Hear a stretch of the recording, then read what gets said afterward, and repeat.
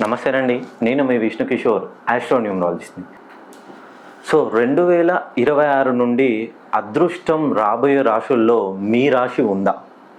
So 2026 ఉగాదికి విశ్వావసు నామ సంవత్సరం నుండి పరాభవ నామ తెలుగు సంవత్సరానికి మనం చేంజ్ కాబోతున్నాం. 3 రాశులకి అఖండ రాజయోగం పట్టబోతుందండి. సో మీరు నమ్మినా నమ్మకపోయినా ఇది 100కి 200% నిజం. ఆ 3 రాశులు ఏంటంటే మేషరాశి, మిథున రాశి, తులారాశి. సో మేషరాశి వాళ్ళకి చూసుకున్నట్లయితే కుజుడు అధిపతి. సో కుజుడు అనగానే అందరికీ గుర్తుకొచ్చేది రక్షణ రంగం. So navy, air force, defence, army. So మన భారతీయ నేవీలో కానీ ఆర్మీలో కానీ ఎవరైనా ఉద్యోగం కోసం ప్రయత్నిస్తున్న వాళ్ళు ఈ జనవరి 1, 2026 నుండి మేషరాశి వాళ్ళకి తప్పకుండా మీ ప్రయత్నం ఫలించే అవకాశాలు 100కి 100% ఉన్నాయని చెప్పొచ్చు.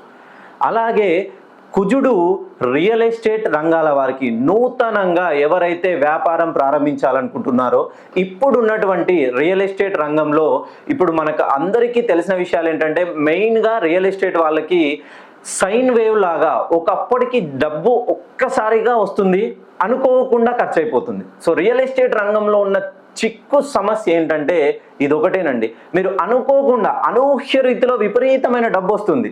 డబ్బు వచ్చింది కదా అని హ్యాపీగా కూర్చునే సమయానికి అనుకోని ఖర్చులు, సడన్గా మనకు అనూహ్యంగా ఖర్చులు పెరిగిపోతుంటాయి. ఇవన్నిటికీ కారణం ఏంటంటే మీ పేరులోని సంఖ్యాబలాన్ని సరిచేసుకోండి. ఒక్కసారి ఇప్పటి వరకు మీ పేరులో ఎటువంటి కరెక్షన్ లేకుండా ఇదంతా జరిగిందా జరగలేదా ఒకసారి మీరు ప్రశాంతంగా కూర్చొని మీలో మీరే ఆత్మ పరిశీలన చేసుకోండి, మీకు మీరే ఆలోచించుకోండి.